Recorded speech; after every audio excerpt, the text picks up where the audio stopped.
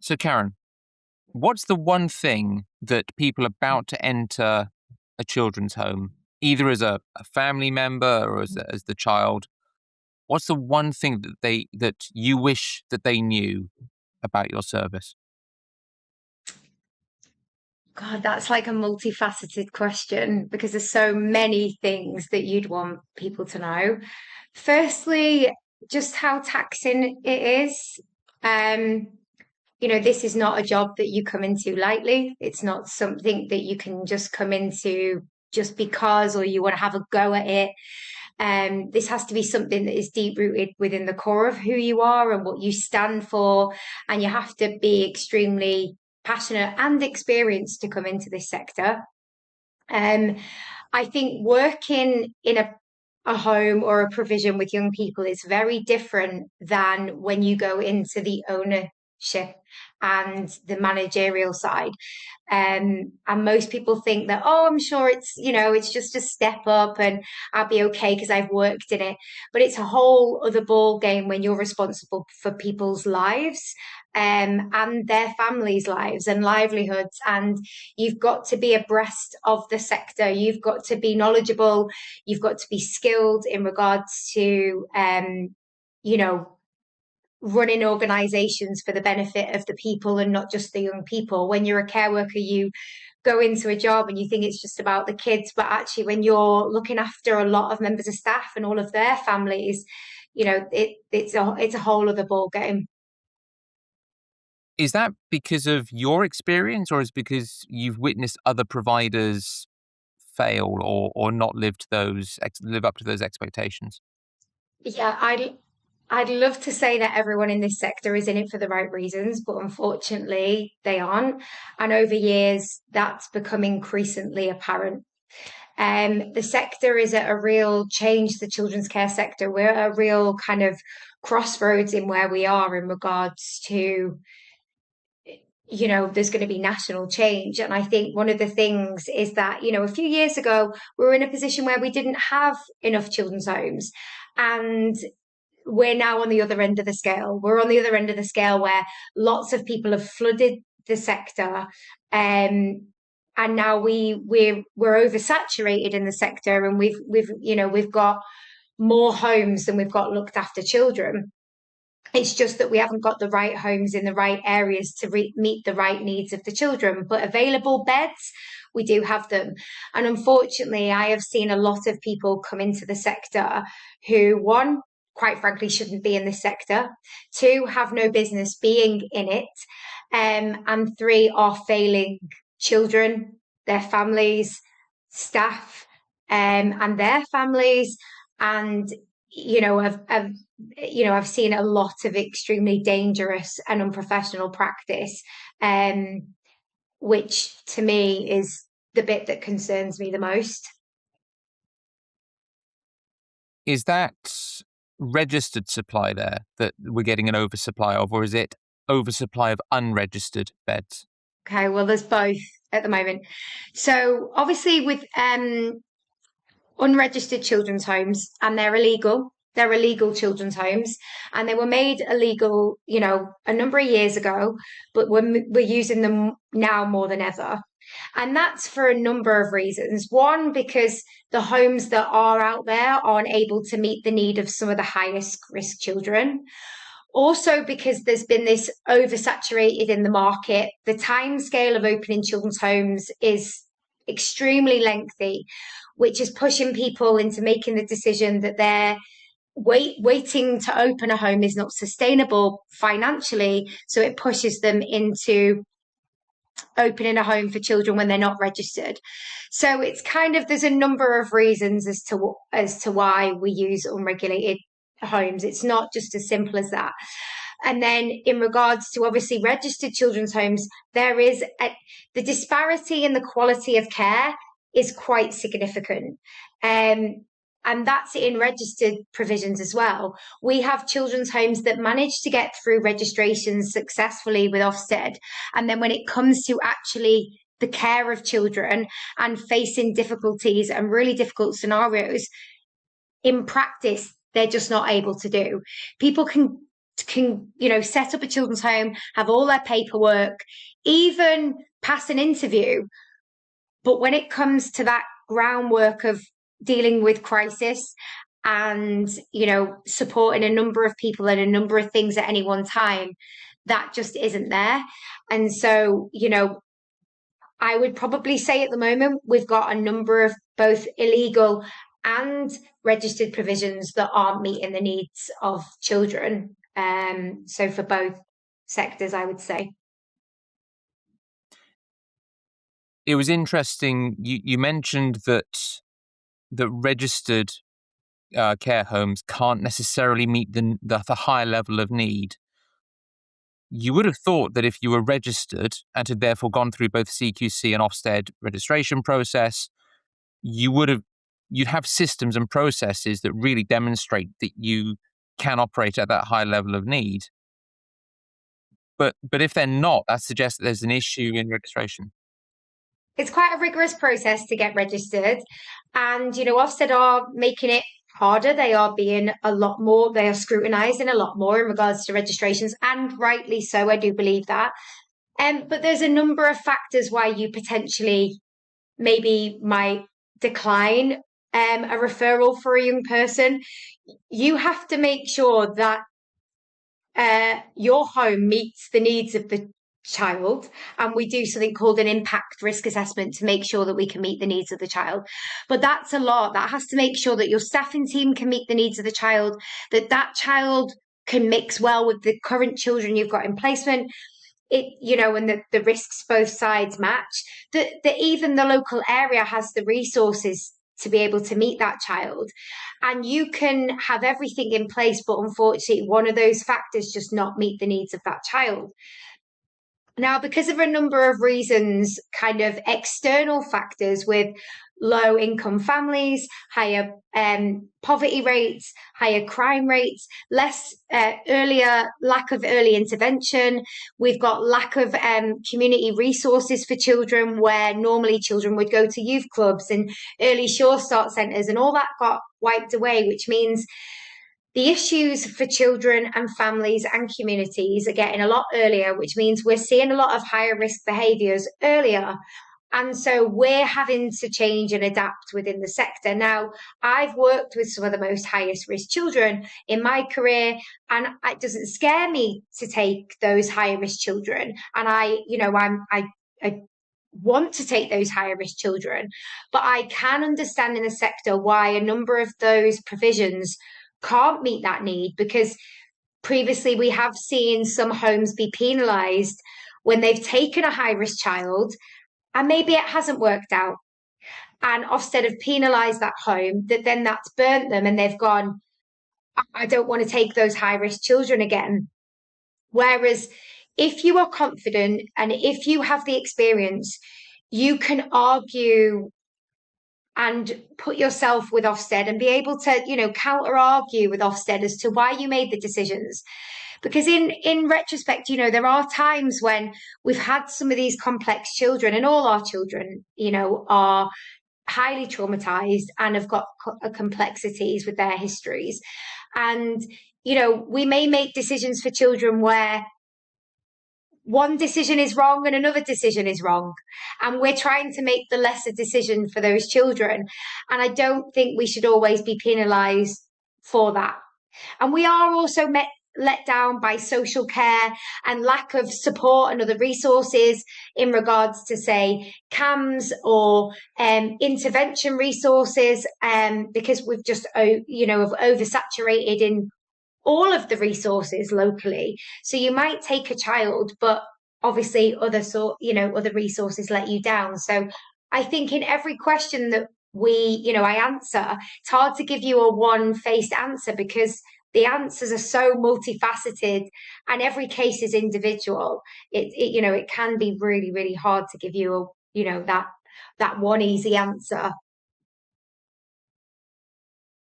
So I know the answer to this is no, but is there a typical journey that these high-risk children are demonstrating to you, or is it no, it's everything and it just there are so many different facets that actually it's just the wider portrayal of society.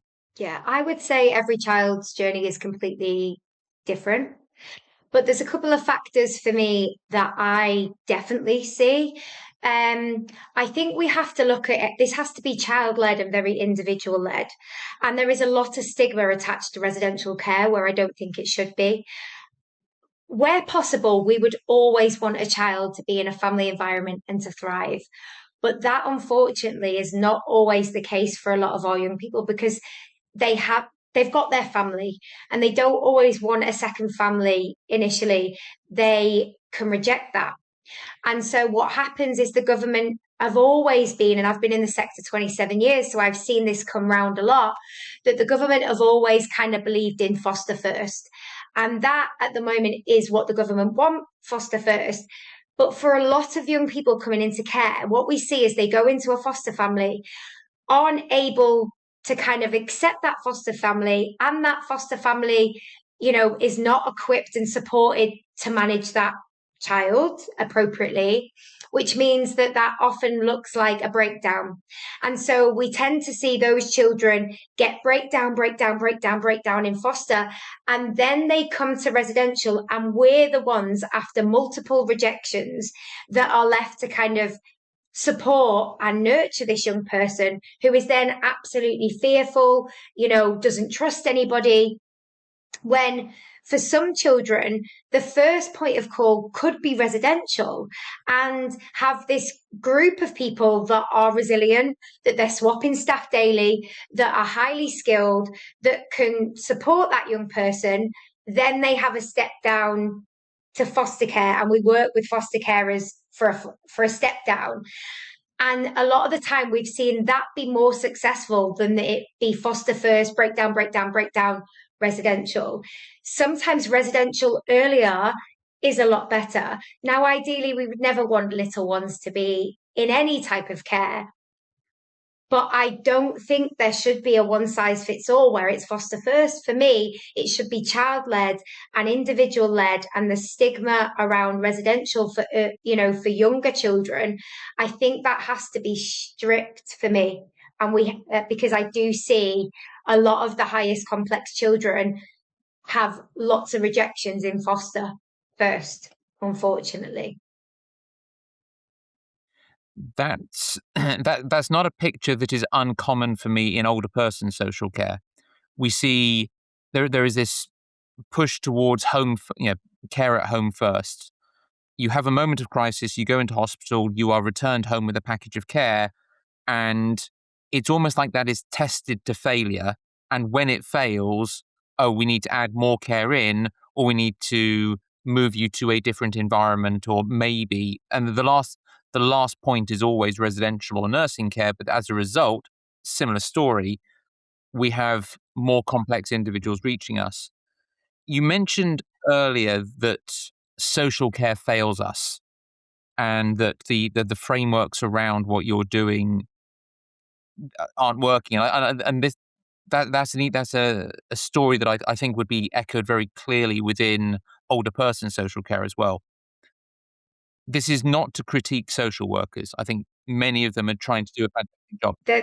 This isn't a blame game. This is bigger than social care.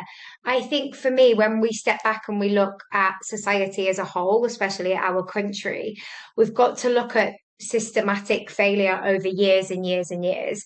And I think for me, we as a nation, we don't work in a kind of more of a social pedagogy way. We don't work where our society works together. So our healthcare, our social care, our education care, our judicial system, none of them work together for the best interests of man.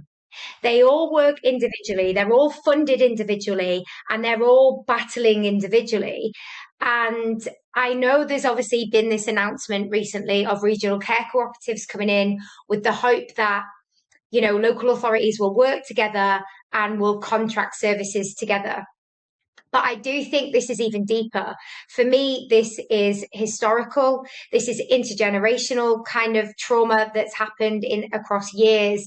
And our services, unless we kind of break them down and remake the models of health, education, welfare, like I said, our criminal justice system, and unless they're all working together for the benefit of human beings, I do think we're still stuck in a system that is going to fail, because we're all just fighting for to take care of our corner of the, whatever we're in, whether that's social care, health, education, welfare. We're all just fighting for our bit rather than looking about we all need services that work together, that communicate together, for the best interests of children, families, and communities at the heart of everything. Because you guys, CQC and older people are at the end of that. And, what we realized for years of kind of austerity is we've also cut a lot of the earlier support for all of the younger generation. And, I'm working with young people that are in the middle of that kind of generation and families that are in the middle of that. And so for me, I do think this is years of intergenerational trauma that unfortunately we're in a archetypal middle class white British society that is still running this government how we did when we're back to kings and queens. If you look at where we've come from, about fear and power and control, and all our services are running on that fear, power and control, rather than let's run our country on love, trust, and respect, and look where we can support services and stop this blame game. So for me, it goes a really deeper than social care to blame. This is not. This is from the top down.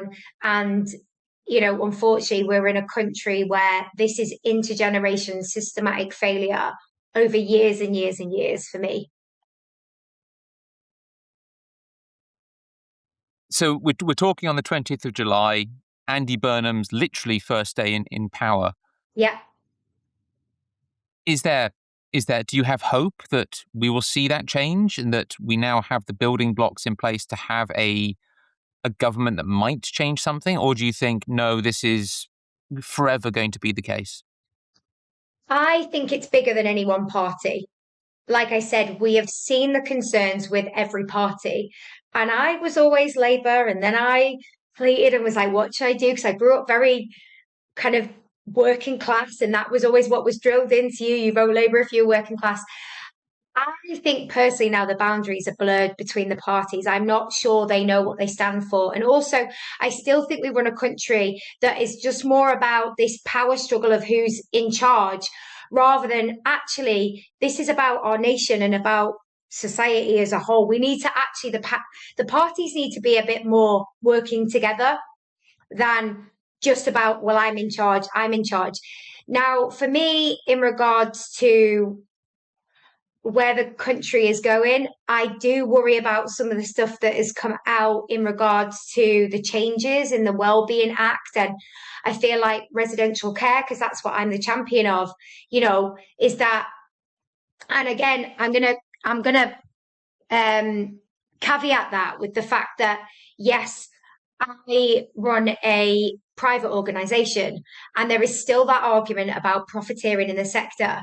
There is a difference between a business having to make profit so it's sustainable and pays its staff well and has contingencies, and then the bigger organisations that are profiting, having offshore tax accounts, taking over the market where they don't pay people well, their care is extremely poor, and they're in this sector for money. There is a difference between profit because they have to for sustainable business and support, and profiteering. And so, yes, people are going to say because I own a private company, I'm very small, haven't taken any money out of my business at all since we opened for years, because that's never, I've put every penny back into the sector.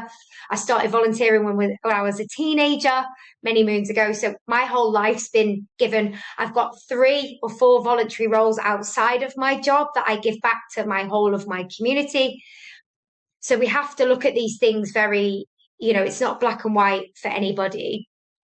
But I think the proof is going to be in the pudding of whether this government can step back and say, we've got to change the bigger picture. I'm not convinced. And the reason I'm not convinced is because I've been in the sector for such a long time. I have seen the same arguments and the same cycle go round and round and round. Every 7 or 8 years, we end up with the same arguments. And so I think unless we get a government that's willing to kind of be humbled and go, we've made a mistake and we're going to be the government that kind of goes, let's stop this.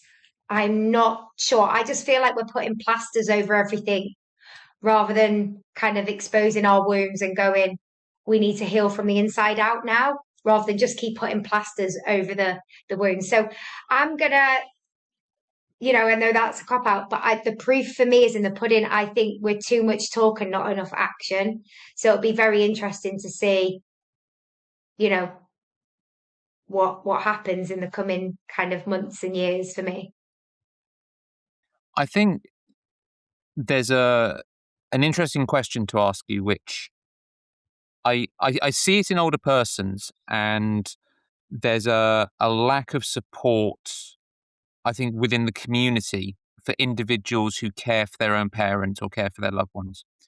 But with foster care, I think it's maybe perceived as different. First of all, you are paid to be a foster carer. Yeah, Um, not enough, not no, enough. no, but yeah, slightly more than a care, even the carer's allowance.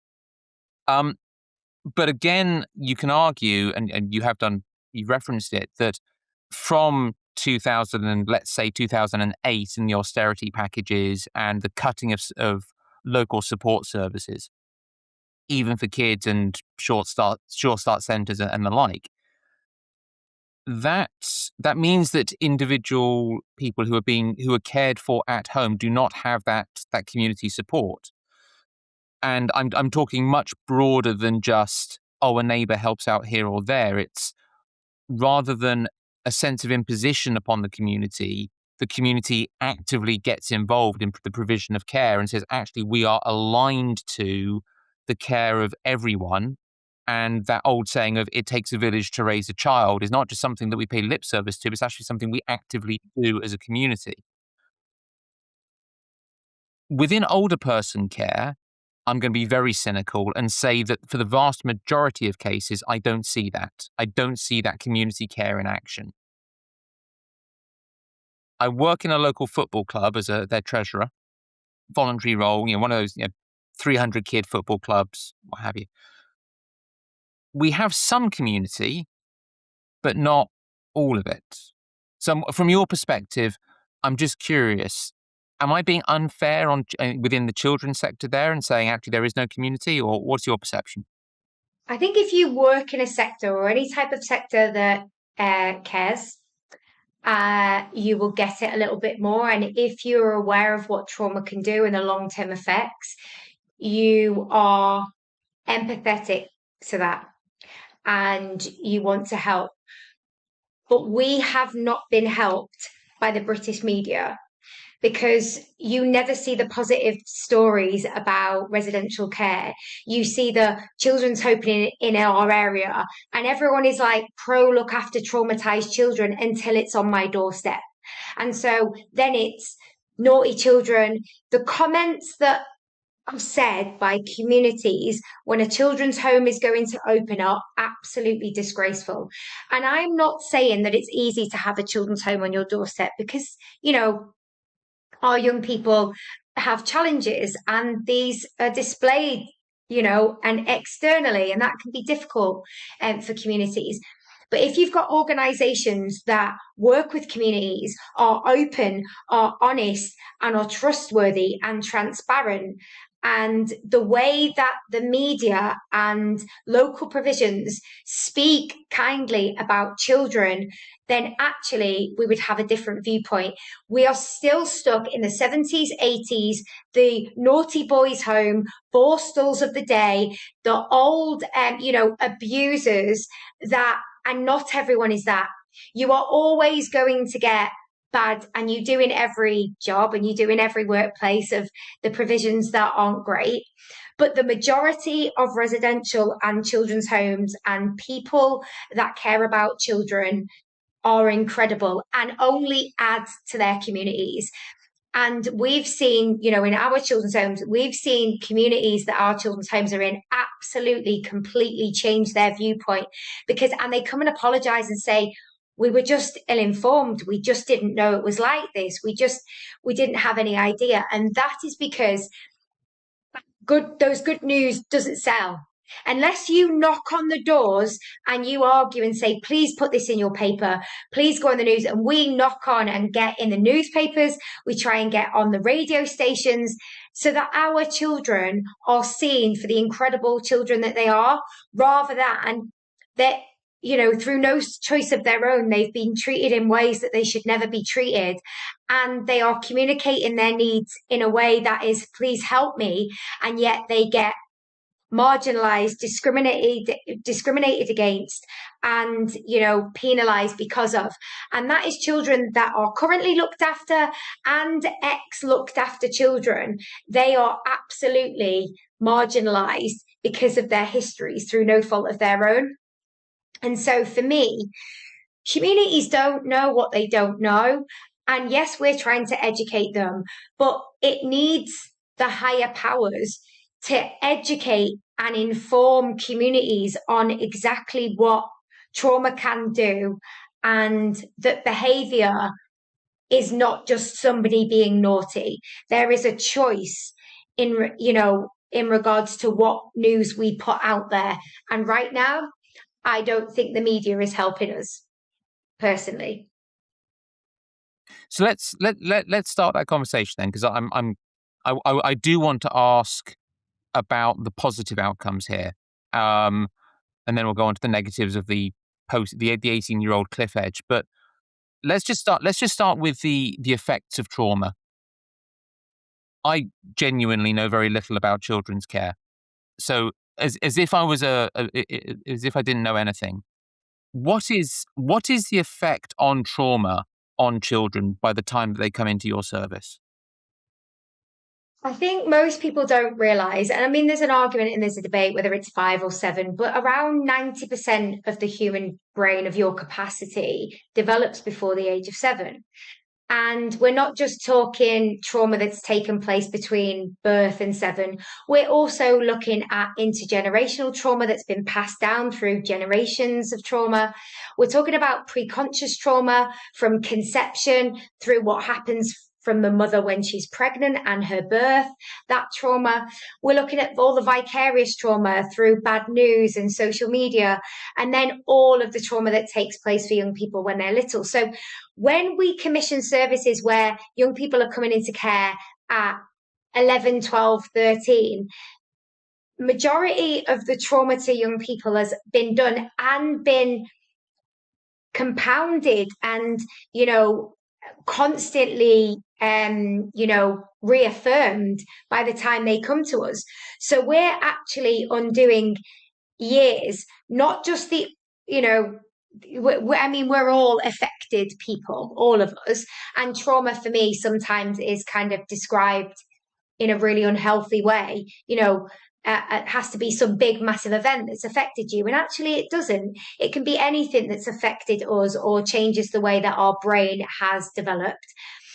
And I think for me, people don't realize that those long-term effects impact your pathways, impact the way that you behave. And majority of people go on and carry the traits of trauma right through to adulthood. And we often see those traits when we're looking at people who end up homeless, in prison, and don't start me on the rates of looked after children who now are homeless and in prison. Those rates are way, way, way too high, because the services then just stop and they don't get the follow-on services. Because residential care, we're just one step in the journey. We're not the overall picture. We're just one step, and the work has to continue. And I don't think people realize about how much of the brain actually is developing at an early age. And so you've got these cycles of your behavior that when we've got a 14-year-old in front of us and we're saying, well, that's not the, a social normative behavior, they're like, but in my life it is. And rightly so, because in their life they don't know any different. So why should they listen to us?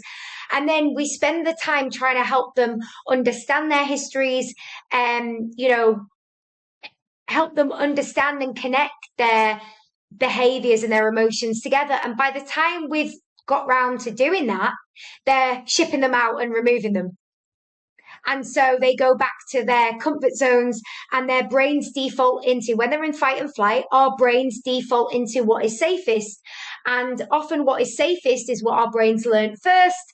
So even though we've been trying to teach children about alternative behaviors and to help them, look at why they've got these behaviors in the first place, and they're trusting us, by the time we've got them, they're shipping them out and removing them. And so the brain goes to, no, just go back to what I always know.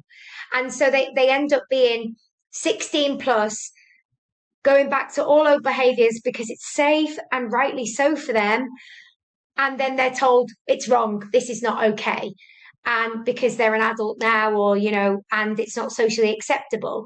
But they didn't give them long enough with us to help those young people understand what is socially acceptable, because they spend the first kind of 6 months calming their nervous system, just feeling safe, trusting us. And that can take months to do before we even start changing a behavior. So, social services thinking that it just takes 6 months and we can change children, that's like you and me, someone asking you, all right, you change what you've done for the last 14 years and you change it in a couple of months. The brain doesn't work like that. So we're not given the time and the intervention necessary to do this work. And that generally, if I'm honest, comes down to cost and cost saving. Yeah. So yeah, again, it's a bigger picture.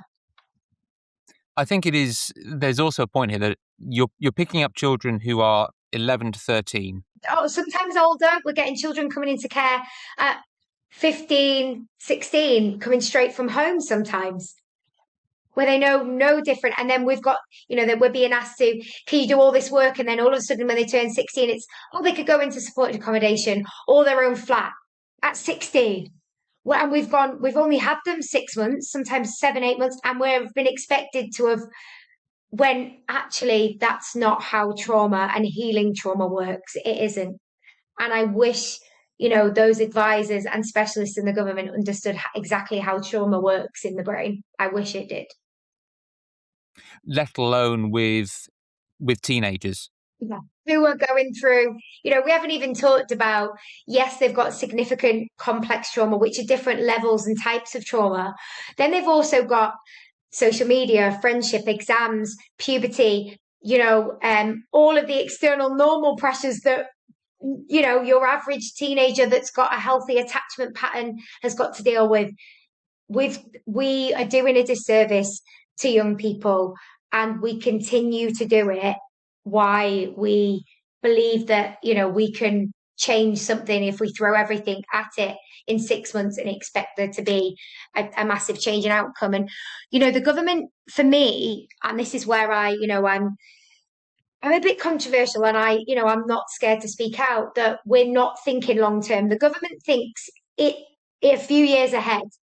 But actually, when we look long term, the more intervention we can give our young people, the earlier and the longer chance to heal trauma and to find, a way of helping a young person find alternatives to their behavior and manage their trauma and become at peace with it and live with it, the better we'll be as a society as a whole longer on, because our young people who are traumatized have longer term effects. Anyone that's worked with prisoners or, the older older people with trauma will tell you that we are just seeing our children, but in bigger bodies, with less empathy, with less care, because they're an adult now. And they think because they're an adult, all of a sudden the brain goes, okay, I'm an adult now, I can stop doing that. The brain doesn't work like that. And so for me, the earlier the intervention and the more in a sustained place where young people have sustained care, not changes of care, sustained care with nurture and love and protection. Actually, the more healing over a longer term, we will actually, if they want to save money and that's what they want to do, we will save money in the health system, because people who've experienced trauma and who continues to have trauma use the health service more. They end up, unfortunately, they get longer term illnesses. They also are more likely to be at risk of being in the judicial system and homeless. And so for me, the younger we can put the services in and the more help that we can give those young people, that actually we would actually help them in the longer term. But they don't do that because they think 4 years ahead, they think their term. And so they're not thinking about society as a whole and the longer term for our society. They think about what's great now and then what's great for a few years ahead. And then the next government will change and think about their term. They're not thinking about learning from our mistakes of the history and what's going to be beneficial to our society. And unfortunately, other countries get it right. Other countries, look at Scandinavian countries, they're getting it right. We are not getting it right. We're not. There's a you keep referring to this word called healing, which I think within social care has historically been something that we've not wanted to own as a word. Healing is something that could be medicalized, that the NHS do, and that it happens in a hospital.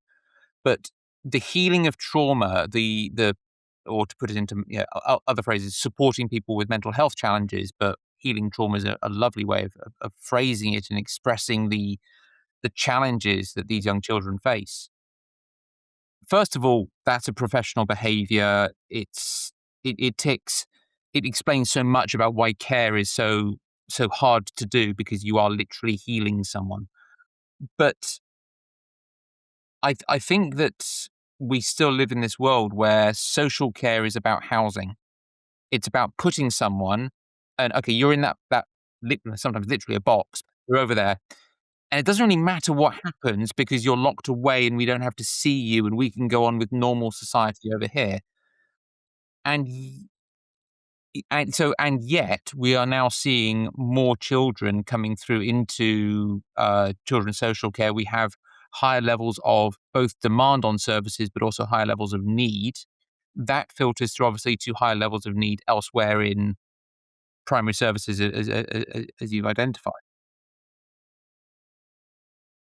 So it's yes, you're absolutely right, but I'm just wondering if this goes back to your whole point about actually we need to just completely review how communities work and go, well, actually what we're doing here is we're putting someone in an environment where they will never recover, they will never be as productive as they could have been through no fault of their own. But how do you allow this individual to live their best possible life? It's not by focusing on a housing solution, it's focusing on a healing solution.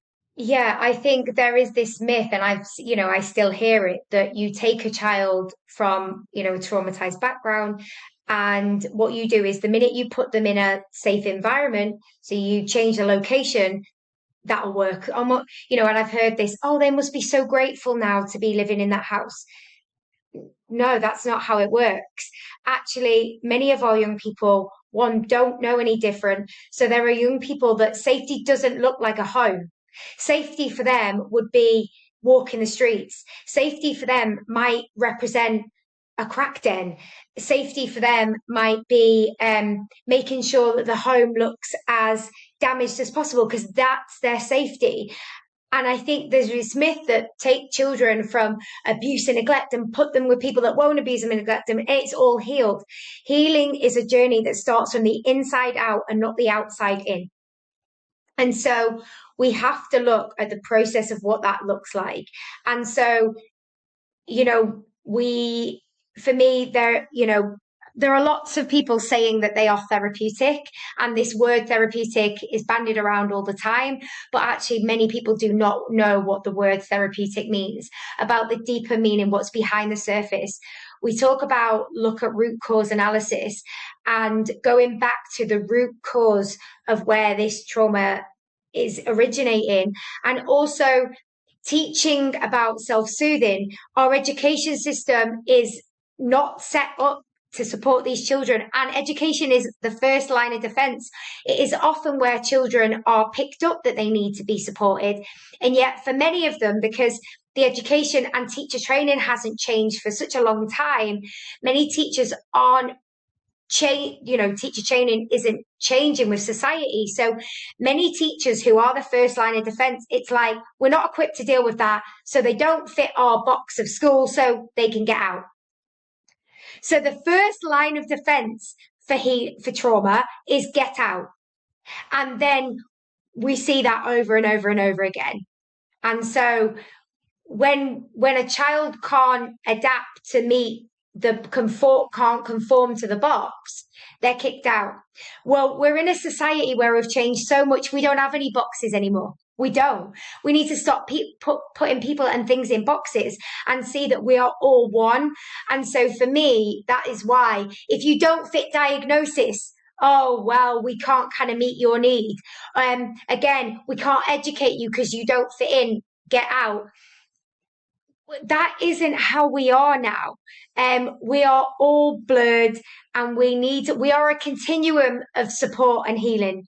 It's a continuum of who we are and what we're about. And so for me, I just think we've got to change everything, the way we do things. We've got to change social work training. We've got to change education, as in teacher training. We've got to change medical training. All of it for me has to change, because we as a society have changed. And if we don't change with the times, we are going to get left behind. And I do see that in the crisis that we've got with mental health crisis. We are now at more teens in mental health crisis than ever before, more adults going into overnight psychosis than ever before, and yet we're still stuck in a thinking medical model can heal this. All we're doing is just adding people to a waiting list. We are not teaching education to help young people. We're not teaching children to help themselves in school. What they do in other Scandinavian countries, for instance, or Portugal, New Zealand, Australia, they actually teach healing to children in schools. It's part of the curriculum. So children can learn to have self-soothing. They can learn to do mindfulness on themselves. They learn about how to be of polyvagal theory, which is understanding that the body and the brain work together. They teach it in children, so children can learn to help themselves. We don't teach any of that. It's not on our system because we're scared of it. We're scared of it. And so I do believe that we need to revolutionize how our systems work and how they work together in order to look at being part of the solution of healing. We can't take trauma away, but for me, because it always leaves a scar, but we can stop leaving open wounds because we can begin to heal. And so for me, the healing starts from the inside out. But we as a nation aren't doing that. We're constantly, again, like I said, putting plasters on and thinking the old ways of thinking will work. We as a society and the world is changing, and I would like to say, the UK, we're not keeping up with that. We're not. So let's look at one of the sticking plasters, which the removal of under 16s from social media and the banning of that. Now, you mentioned earlier that the constant drip of social media. Hey, even with my two teenagers, it's not a positive. Do you think, and is this a sticking plaster, or do you think this is a route down, actually helping to solve this longer term problem? I think on the preface, any action is good. I mean, that also does show that they're willing to listen, and there will be a lot of research. I mean, there is a lot of research out there anyway in regards to the dangers and that vicarious trauma, that drip feed, and even for adults. This can't just be about children. It has to be about adults being drip fed and the doom scrolling and all of that. But obviously, the earlier you get these mechanisms and these cycles of behavior, the longer you're going to get them. So if anything to break cycles of behavior, and that vicarious drip feeding, I think we're great. What I don't think, it can't just happen on its own. It also has to happen alongside changes in education. So education for parents, it's all well and good saying we're going to change this for children, but how do we change families and communities? And because if we don't change the education, there's always going to be a parent eventually gets annoyed, gives them a tablet, gets them a phone, or that bypasses it just to keep them quiet. There's always going to be an older sibling that gives them access, older people at school. So for me, it's about changing the narrative of the resources that are out there, teaching people about the longer term effects. And the earlier we can start education, the better. But it's an entry level into help. But this is not an isolated solution for me. This has to go hand with beginning to educate people on the long-term effects of it. And the earlier we can do that, the better. But there's a whole generation that are enablers that we haven't educated, and we've got to educate those people too. But you know what? One thing I do think we need to be doing is holding social media platforms, i.e. Meta as well, accountable for algorithms. We are governed in this country by people that rule us through fear, power, and control, i.e., whether that be media, politics and law, religion. What they do, unfortunately, in order to get power, they need us to be insecure. They need us to be insecurity. So they feed on our insecurities. And then what they do is they find the solution to our insecurities, because when they find the solution, we follow them. So whether we follow media, because often it's monetary, so we buy something off them, or religion, we follow them, or with politicians, we buy into them and we follow them. But they also need us to be insecure in the first place. So they won't want society as a whole to be healed, because they need us to have open wounds. Because if we have open wounds, we are looking for the heal and the fix. So that's what they don't want us to heal ourselves from the inside out, because the people in power need us to have wounds. Because if we have wounds, we will follow them for the solution. So for me, there's a lot bigger picture when it comes to some of this stuff. It all looks good on the outside, it does. And I think it's a very start, but I think it's going to be a whole big journey. And unfortunately, the government are part of the problem, for me. As one of the older generation who is probably enabling my children's social media use, I think the comment you made there about breaking behaviors is difficult, because actually in many respects I didn't grow up with social media. I don't know how to parent it. So I'm learning as I go along and realizing for myself I need to remove myself from social media. I need to break that behavior. And yet my children are there, using tools that I've never used. So how do I know how it engages? Do you think that I think it's almost a trite question, but it's to the same extent of we've had to educate the population about smoking and drinking and the negative outcomes of that. Do you think that the older population, meaning us 40, 50-year-olds, can actually be educated about how to break this behavior? Or do you think actually, no, the intervention needs to be earlier and just, okay, we'll write off the 40, 50-year-olds and everyone older and we'll just focus on that younger cohort? I mean, careful when you say 40s, 50s, because I'm in my 40s. And I am of the generation where I remember both. So I didn't have a phone until they, came in around 16, 17. But obviously I was born in the 80s and grew up in the 80s and 90s. And I remember not having it. So I can really see both sides. I'm of that last generation. For me, also what we've got, the internet is incredible. We have people becoming entrepreneurs younger. If we want to do better, actually, we need to educate about the good side of it too. So it can't just be about the negatives, because we also, there's a whole community of people that find their tribe out there that might be feeling alienated and lost and lonely. There's a positive and negative for everything. So the people that find their tribes and don't feel lost and alone, there's also those people that are going to exploit those people as well. So the internet is incredible. And, it's made a generation that can have autonomy over themselves, that can make their own money, that are business owners, that are self employed now, that are learning their taxes. We should have been educating, like my generation would never talk about doing even your taxes, about opening your own business and, at school.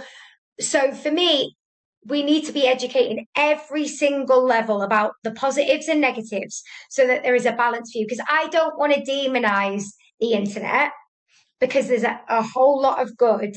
It's about making sure that we educate on both ends of the scale, all the incredible things if you use it properly and respectfully, and you do it with a balanced, proper mindset. There's incredible stuff. But if you seek the internet when you're in a dark place anyway, with all of the things going around you that are dark, you'll seek darkness out. You're in a really positive place, you'll seek light out. So I think for me, it has to be about educating both and educating every single step of the way about that, so that we can push people into the positive sides of the internet, because you don't want to demonize it, but also help people understand the negatives too. So for me, it's all about balance. But no, we have to be educating the older population. And what I will be saying is, because it's the older population right now that still vote. And so we see that with Brexit.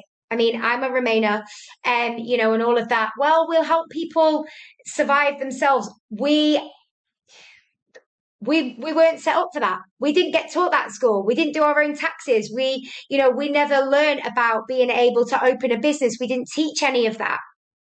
So how did we expect a generation to remove from the EU without that we weren't set up for as a society? Maybe in years to come we could have been at that point, but I don't think we were in it when we were in it, because we hadn't educated people. So education, pitching it, the communication at the right level for every single person, for me, is absolutely vital.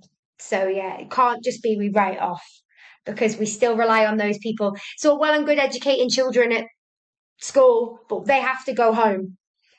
And so what they're being exposed to at home is vitally important. So we really have to speak to the older generation. But also, I think we've got to make our resources accessible. We have to remember that everyone communicates differently, everyone learns differently. And are we putting out the resources in ways that mean that people can absorb the information? Because if we're not, then we're not helping everyone. I wanted to pick on up on something that you said earlier. I wanted to come back to it about the cliff edge of care. Yeah. So 18, and I want to just explore from your team members' perspective and your perspective as well, because we had a guest on one of the earlier episodes, lady called Francesca, who works for runs a company called Goal 17. They do mentoring for care leavers. She spoke very eloquently about the cliff edge and how her volunteer group and her team support individuals as they progress through from being from leaving care through those first couple of years through a mentoring program. Obviously, your team have invested months, probably years, with some of these children. There are going to be genuine bonds of love and affection there. What's it like when they leave care at that cliff edge? From a sort of, I think the practical logistics side, because you hear horror stories of here's 2 bin bags, off you go. Yeah. from your team's emotional side as well, what's that all like? I mean, things are changing. They are talking, the long life links program is being, really pushed. And that's to say that if you've been in care, then actually you have a right to keep those links with people that were supportive, as long as it is safe and they are keeping in contact with adults that are safe for them and it's agreed. Actually, I think rightly so. And I know that local authorities, the change in the new local authority inspections is actually going to look at how local authorities promote those life links for looked after children.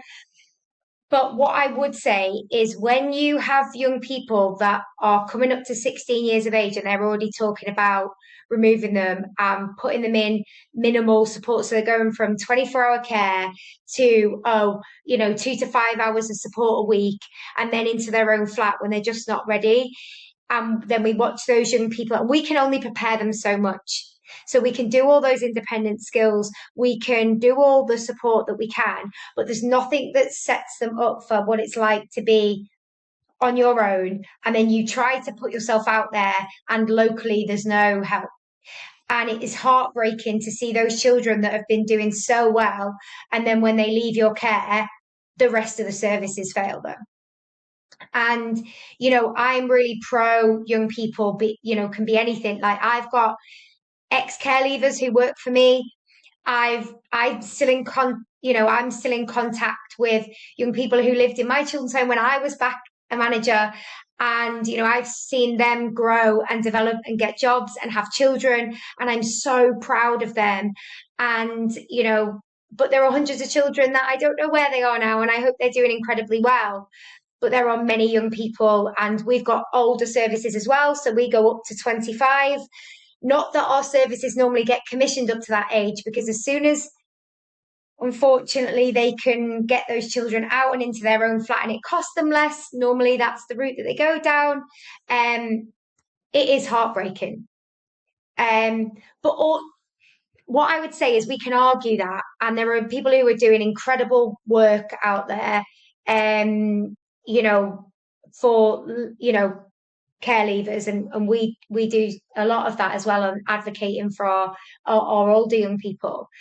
But I do think that, that again, that's a bigger change. That is a bigger looking at money. That's about looking at, because it and CQC and Ofsted working together. That's adult and child social services working together, because often a young person will meet the criteria for 24/7 care in children. The minute they're going to get to adult, they don't meet our criteria. They don't reach our threshold.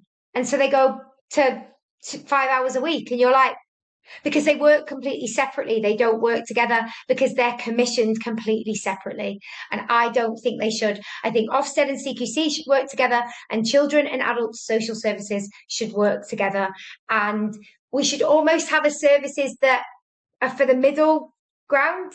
I don't think it should go from Ofsted to CQC or child to adults. I think there should be child. And if you are a looked after child 24/7, there is another service that supports you into then potentially adult care. And there's some type of transitional work, because unfortunately, I don't think it's working. But again, that goes back to government funding of community services for adults as well. And, adult services will tell you we aren't given the budget for that. So unless you are the highest risk or you meet the threshold for, CQC services, we haven't got the funding to help you. But there really is a disparity between child and adult services still. But in answer to your question, it's heartbreaking. It is. There's no other way around it. Frustrating, disappointing. Yeah, you feel like, what's the point? And then lots of people go, what's the point? But I always say to my staff, and they go, well, come on, like, we're fighting a losing battle. You're like, you have to hope that what we've done with them in the time that we've had them might make a difference, whether it makes a difference or the penny drops when they're 30, 40, 50. We can never give up, because we may be the only protection in the whole of their life that they get while they're with us. So we Mm. have to keep trying until the day they kind of leave us and beyond if we can. We just have to keep doing what we can do. I think that's something that people who work outside of care don't, they would struggle to understand. That I think in older person care, we don't talk about, in our care homes, we ask what a good outcome is. A great outcome is, on average, 2 years with us, 2 great Christmases, 2 great birthdays, 2 great summers, and a great death that's calm, that's peaceful, that's dignified. And I think with younger people, I think obviously you've got they're going to leave your service at some point, but finding you've got to have that outcome, and that outcome is not a fix, it's not a tick in a box, it's not a sale, it's not a metric. It's something a lot less tangible than that. It And I is. don't think many I don't think if you work in care you can get that. No, people look for these big outcomes. And for some of our young people, the greatest outcome is that they can sit with you and their central nervous be calm and look at another human being and go, that person and that adult, not all adults are bad. If that is the outcome, that they believe that there is at least somebody good, that for me is one of the best outcomes you could ever have. Because we always look, when we're measuring progress, we look at behaviors, and we look at frequency and duration and intensity and time of kind of behaviors, so we know we're on the right track. But for me, some of the greatest outcomes can never be measured in a matrix. It is the fact that that young person can look in the mirror and feel good about themselves. It's the fact that they can look and sleep at night and close their eyes and not have a nightmare every night. That young person, the minute they hear a creak, or that they don't panic or they don't flinch, that to me is the greatest outcome. It's nothing to do with something that is measurable. But again, obviously, when we're getting inspected, of course, we measure progress, but progress for every child is completely different. And I don't like this one size fits all for many of our children. So for me, the greatest outcomes come in the smallest moments, that you see them smile, or you see them being able to come and truly believe what love is and be able to love you back, because our children, start to love and trust you back. Um, be able to have an animal, be able to sleep at night. There's just so many small things. Use a knife and fork. It can be anything. And they're the things that the pride that I have in the memories that I have. For me, that's the greatest. Believe what love is. They can believe what love is. Everyone's view of what love is everyone's belief in what love is. But if you were going to talk in a societal norm sense of love, rather than, because my idea of love is very different than what someone else's idea of love. But for me, if you don't want to use the word love, but I do think love belongs in care. Love absolutely belongs in care. Is that they can have trustworthy, positive, healthy, nurturing, supportive, kind relationships, and they can put their hand out and know somebody else will hold on to it in the other end and go, I've got you. Because right now, our young people are putting their hand out, and a lot of the time they're coming from environments where they put their hand out and no one grabs it. I want to know that wherever our children put their hand out, and even if the hand when it comes out looks like chaos, somebody is prepared to grab it. Because invoking care and invoking love and invoking support doesn't always look straightforward for our children. Our children may scream in your face, go away, and what they mean is, please stay with me, please help me, but they've never been taught to say, please help me and stay by my side. It would be wonderful if all children could go, help, I need your help, come and be with me. But none of us would be in a job if it was that straightforward. Lots of the behavior that we see is a way of them saying, help, I need you, but they've never been taught it. It's a bit like somebody saying, speak Chinese today, and you go, I've never been taught it. You don't know what you don't know, and our children don't know what they don't know. So we need to stop penalising them for what they don't know, and we need to teach them, and we need to help them. So for me, if I was going to look for an outcome, it's that children believe that they are lovable and that not every adult will hurt them. And they start to begin to believe that they have a place in the world and that they are seen and they are noticed and they are heard and they are valued and they have a future. And if that is the outcome, that is the greatest outcome that I could ever hope for our kids. I'm still going to go back to believe what love is, because it's a lovely echo of this sense that, no, I'll rephrase, but I'm going to be very cynical here because I'm an accountant and we don't do humans particularly well. But I have a view that actually society doesn't, we're not encouraged to love our neighbors. And actually, one of the themes that we've kept coming back to here is the healing of trauma and the trauma that these children experience. But all these, as you said earlier, there are loads of these micro traumas that we all receive and we have to get through every day. And you're absolutely right that actually that it suppresses our ability to feel and emote and to demonstrate socially normative behaviors. And maybe that's by design, and we can be cynical about how the algorithms work. But actually, if we evolve society in such a way and we help educate society and we help support society to believe what love is and to really go for that caring angle, which is, again, it's talking about that inversion of care that you were talking about. It's not about the system supporting the individual, or sorry, focusing on the individual. The system is then designed to support everyone, and you have this community of care.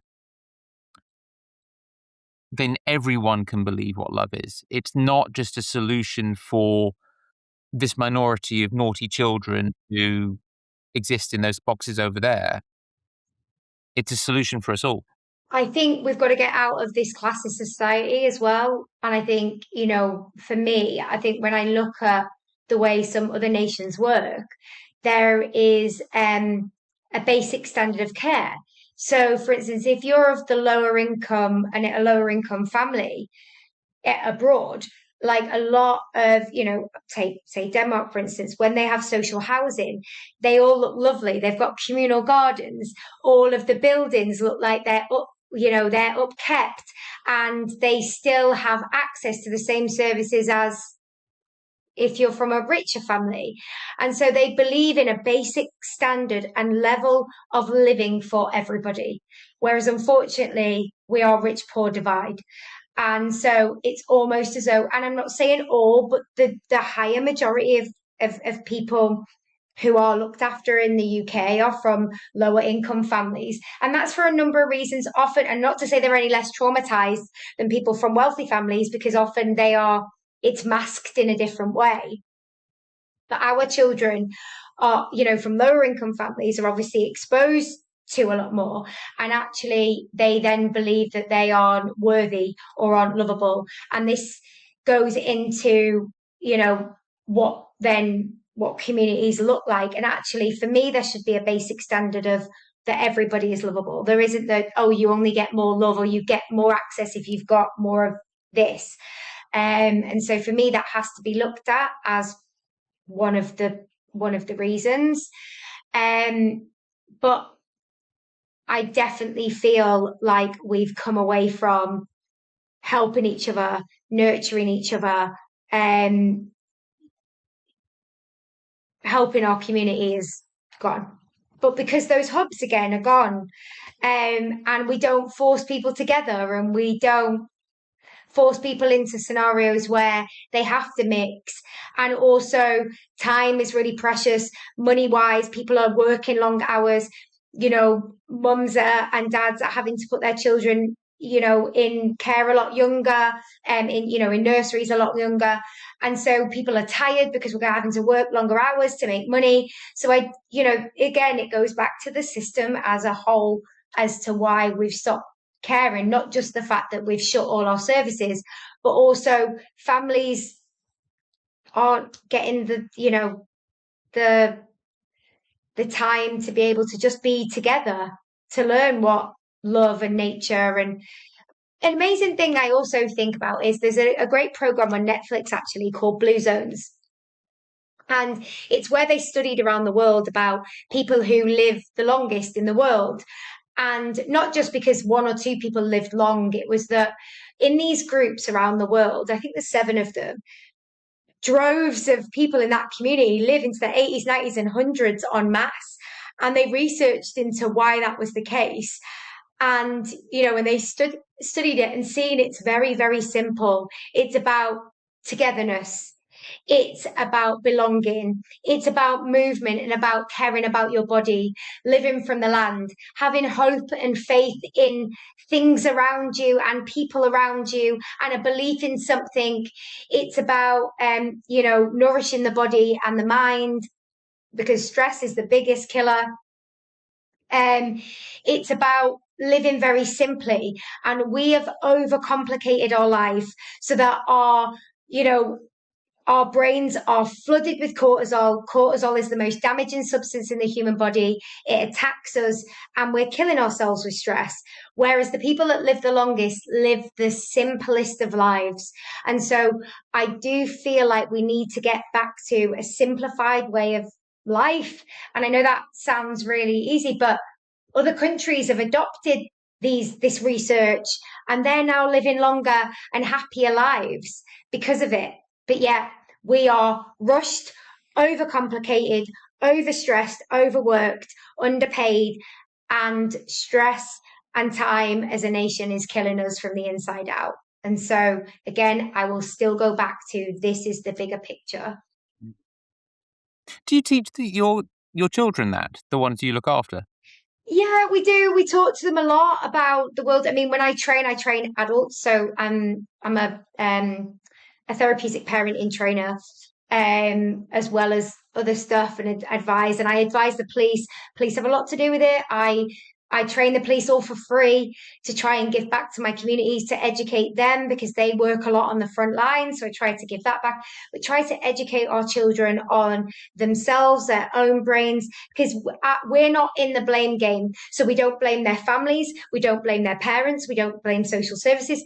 We just get them to understand that their parents are sometimes been let down and traumatized, and it's not about blame, and that makes it all easy. It's about, we look at the bigger picture with our children, because it's not our job to blame parents or anybody else. Our job is to just look at the possibilities and help children understand and make the links. And it's about caring about our kids' parents as well, because some of them have been traumatized and never got help. So we try to take care of the families as a whole. And so, yeah, we really try to educate our children on, this is not their fault. This is not about blame. This is about what's happening. And some, obviously, we don't want to burden them with the bigger stuff. Some of them get it, others don't and shouldn't, because I don't want the added stress of them fearing adulthood, as well. And we want to allow our children sometimes, when they come to us, just to be children, because some of them have not actually had a childhood. Some of our children can't play, can't laugh the same as everybody else. And like we talked about outcomes. Some of my children, the only outcome I wish is that they are allowed, for the time that they're with us, is to be children again, without fearing the future or having to grow up too quickly. So, we try to aim it and talk about it in a child friendly, honest way that meets for that child, for the individual child, of what they can cope with at that time. Yeah. I'm I'm mindful that we sort of rush to a point on the classism, class structure of our country. I've done some work with some people who are supporting children who were boarders in private and public schools.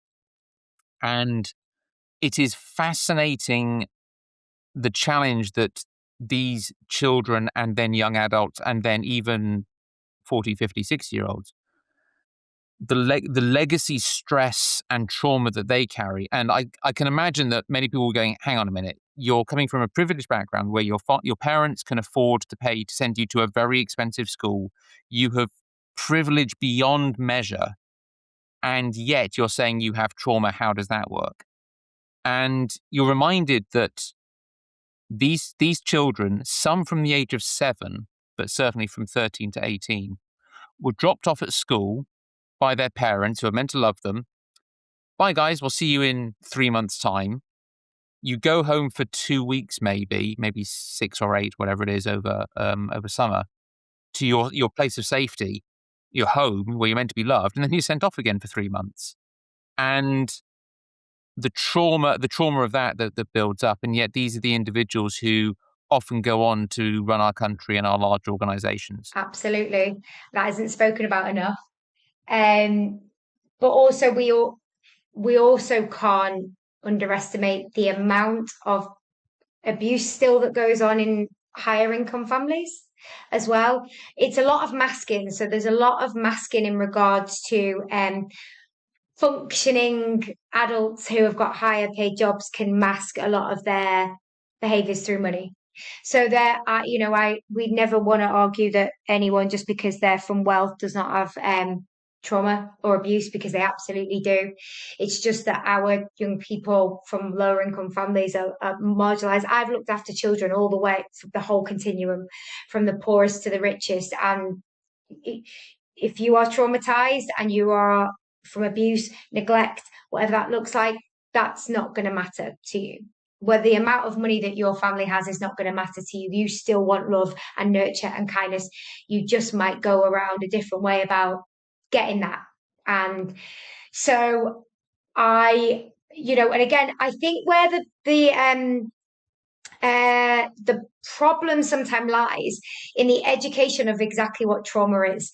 Now, we talk about trauma that takes place in our younger years when we're kind of 0 to 7. And if you've got no obvious outward, we call them ACEs, adverse childhood experiences. If you've got no obvious thing that's happened to you in that time, people think that you're not traumatized. But we have intergenerational trauma through things that you pass down through generations. Also, our epigenetics. So trauma that's actually stored in our DNA and our epigenetics and passed down to us. We've also got to look at, like I said, vicarious trauma. There is acute trauma that can happen as one-off events. We look at adverse community traumas, so those societal traumas that actually affect groups of communities, whether you're from rape, war, genocide. Again, another community trauma for those people who've been in private education. That's a community all in itself that will understand each other's trauma. It's all about the individual and educating people that trauma looks different for that very individual, that very specific individual.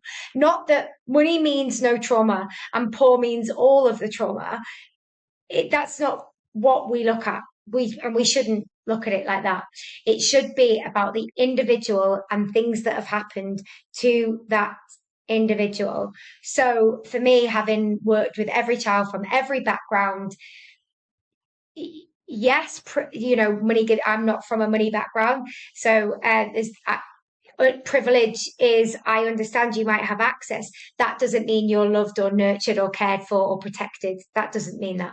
That just means you have access to things. Things don't often mean anything to children when you ask them. I'm just reflecting on privilege doesn't mean you have what's valuable. Privilege just means you have things. It's about access, isn't it? Yeah, that's it's a reflective moment for the man in the corner over here to go away and think about. Thank you. I'm cognizant of time, but I did want to sort of again riff on the fact that we now have our 7th Prime Minister in 10 years as of today. Best of luck, Mr. Burnham. he's spoken about in his speech say he spoke about the wrong turns of the 1980s, the privatization and denationalization. He's spoken about putting essential services back into public control. He's also spoken very passionately before about wanting to quote unquote fix social care. I don't think I don't think we're broken, so I'm not sure what he's fixing, but best of luck to him. Um, we're both private providers in social care. Do you think we're going to be nationalized? Do you think that that's on the cards, or do you think that actually no, it's going to be the same way forward, and social care will never get fixed? I think there is all. I think you have to believe, whether you like the word fix, if we're not broken. There's definitely, we're disjointed, I would say, rather than broken. I think we're disjointed. Um, so I definitely think can become more aligned. That's a better way for me, phrase. Don't like anyone feeling broken, because remember, our children hear that, they're part of that. I don't like that. All people probably the same. I think, and the government are making changes to make sure that social care does become more in-house and is less privatized. And I am all for the backing, although I'm a private provider, I'm of the backing that actually we need to get rid of profiteering in children's care. But I do believe we need a continuum of different services. And I don't believe that social care can do it all. There just isn't the resources for that. But I think we should be working together. So all the services, again, work together. So they will need private providers. But that's about, again, is there a difference between profit and profiteering? And again, there needs to be this continuum so that we do constantly have homes that are run by government, maybe private providers. There has to be different, foster agencies are both private and looked after. But they've got both. That we've got a whole range for children, not just a one size fits all, because all our children are so different. But we do have to agree socially and morally and ethically what is acceptable as a nation. And I don't agree with profiteering. I don't agree that people have tax havens and offset their tax, but get all the money for their child from our government through tax and then don't pay back into the next generation of children. I don't agree with that. And I take a stand on that. And absolutely, I'm the first to say that I don't believe that our fees should be absolutely astronomical for children. I don't believe we should be, taking out crazy dividend. We should be like, actually, if you're an owner, of course you've got to pay yourself a wage, and you've got to, if you want to make a small amount of money, but there should be a cap on that. And I do believe there should be, actually, the majority of your money goes into your children and into your workforce. And that's what I've always stood by, even if I'm a private provider. So making sure that your staff are cared for, looked after, have private medical care, the best resources, your children have the best homes. And, we're nearly 5 years in, not took one dividend, every penny has gone back in, and that is absolutely vital for me. We never did this when we set up. It wasn't about, okay, well, at the end of the year, 20% stays in the company, 8% dividends. No, we were like, absolutely not. It's the opposite. The money stays in the company, and as owners, we take a wage and that's it, and we work. And but that isn't the case, unfortunately. That isn't the case with all providers. And I'm not against. I understand that reason we have to make profit is because if I've got something happen in our children's homes, whether that's damage, an empty bed, vacancy, for a number of reasons where I need to keep that vacancy empty, I want to keep people in a job. So I have enough money in the bank to be able to pay for that vacancy. So those staff, and I've never made anyone redundant. So if we've had an available bed, I've kept them staff members in place. So those are commitments, but unfortunately they're not commitments across the board from everyone. So I do know that private providers aren't thought of. We're not all the same. And I agree with a lot of what people are saying, because, and rightly so, because they've exploited the sector, because children aren't money. I think we need a continuum and a complete range of services to meet the complete range of children that we have. in care. It can't be a one size fits all because they've tried that before and it doesn't work. So I do think, yes, getting centralized hubs so they can take, so the local authorities work together to take more of an ownership, but they still need to have a range of services. Otherwise, it's going to become too one way. And if that doesn't work, we've got a whole range of services that then where the children go in. So we need a continuum, but we need to stomp out the people that are exploiting that continuum. Mm. So there needs to be a continuum, but with rules and boundaries and parameters for me. Current government's got a lot to do, hasn't it? Yeah. It's a similar story in older person, I think. It's going to be an interesting couple of years to see how they get on. And meanwhile, we have the Clacton by-election to Oh, entertain ourselves. yeah. Let's see who re-enters. Can't- I thought leave meant leave, but yeah, we you will see. know, We will see.